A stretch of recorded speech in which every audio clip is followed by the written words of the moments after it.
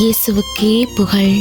இயேசுவில் பிரியமானவர்களே, இன்று நம் ஆண்டவர் மத்தேயு 13 14 இவ்வாறு நம்மோடு பேசுகின்றார்.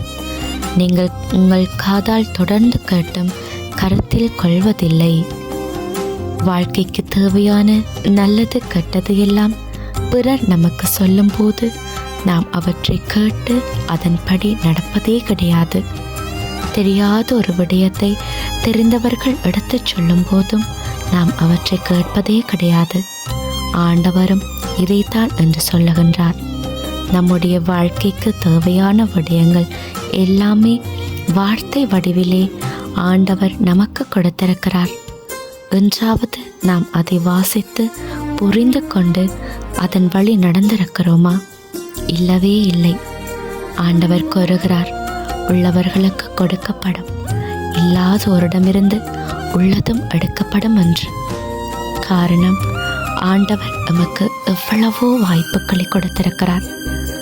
வாழ்க்கையில் முன்னேறுவதற்கான வழி, பிறரோடு வாழும் முறை, ஆண்டவரோடு நேரத்தை செலவிடும் வாய்ப்பு, நல்லது கெட்டதை பகுத்தறியும் தன்மை, இவற்றையெல்லாம் நாம் கேட்டும் புரிந்து கொள்ளாமல் இருந்திருக்கின்றோம்.